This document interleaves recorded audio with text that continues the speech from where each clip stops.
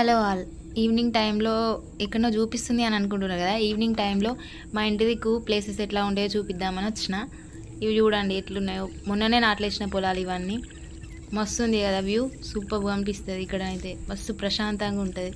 వర్షాలు కొట్టడం వల్ల ఇంకా కూల్గా వెదర్ మస్తు ఉంది. చూడండి మొన్ననే నాట్లేసిన పొలాలు, చుట్టూ చెట్లు అన్నీ చాలా బాగుంటుంది. ఇంటి పక్కకి మొన్న నాట్లేసినాయి, ఎంత బాగున్నాయి కదా. చూడడానికి చాలా చాలా బాగున్నాయి. ప్రశాంతంగా ఉంటుంది, ఇట్లాంటి డిస్టర్బెన్స్ లేకుండా. అప్పుడప్పుడు అనిపిస్తుంది ఇట్లనే ఈ పొలాల మధ్యలోనే పక్క పొంట ఇల్లు కట్టుకొని ఉంటే ఇంకా బాగుండాలి. చుట్టూ పొలాలు చూడడానికి చాలా బాగుంటుంది. ఇక్కడ గొడవలు, ఏ డిస్టర్బెన్సెస్ లేకుండా ఇట్లాంటి ప్రశాంతమైన జీవితం జీవించాలి. చాలా అదృష్టం ఉండాలి ఇట్లాంటి లైఫ్ ఉండాలంటే.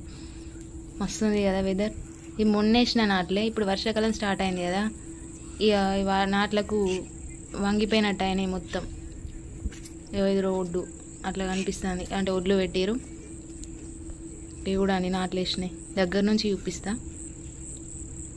మంచిగా కనిపిస్తుంది కదా, వేప చెట్లు, చుట్టూ కొండలు, పొలాలు. ఇంత ప్రశాంతమైన లైఫ్ చాలా బాగుంది.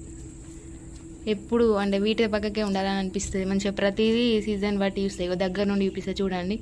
మొన్న వేసిన నాట్లు వర్షాలు రావడం వల్ల అట్లా కిందికి వంగిపోయినట్టు అనిపిస్తాయి. మస్తు ఉన్నది వ్యూ. చూడండి ఎంత బాగుందో. మస్తు ప్రశాంతంగా ఉంటుంది ఇక్కడనైతే. ఎట్లాంటి డిస్టర్బెన్సెస్ లేకుండా ఉంటుంది. ఉండాలి ఇట్లాంటి లైఫ్ ఎవరికైనా కానీ, ప్రశాంతంగా. ఈ ఫోన్లు ఇవన్నీ ఉండకుండా ఓన్లీ పొలాల మధ్యలోనే ప్రశాంతంగా ఇల్లు కట్టుకొని లైఫ్ లీడ్ చేయడం చాలా బాగుంటుంది. బయట ప్రపంచానికి దూరంగా ఉండాలి. ఎందుకంటే ఇప్పుడున్న ప్రపంచంలో అందరూ స్వార్థపరులే కాబట్టి ఇట్లాంటి వ్యూలా ఇట్లాంటి వాటిలలో ఉంటేనే మస్తు ఉంటుంది లైఫ్. మనకెవ్వరు వద్దు, మనకు మనమే అని అనుకుంటే, అందరు కావాలనుకుంటే అందరు స్వార్థపరులాగానే ఆలోచిస్తారు. అదే మనకు మనం లైఫ్ హ్యాపీగా లీడ్ చేయాలంటే ఇట్లాంటి ప్లేసెస్లోనే ఉండాలి. ఇంకా ప్రశాంతంగా ఉంటుంది. మనకెవ్వరు ఏ డిస్టర్బెన్సెస్ ఉండరు. వేప చెట్టు, ఇది ఈత చెట్టు, ఇంకా కళ్ళు ఏం లేదు కానీ ఈతకాయలు ఉన్నట్టున్నాయి.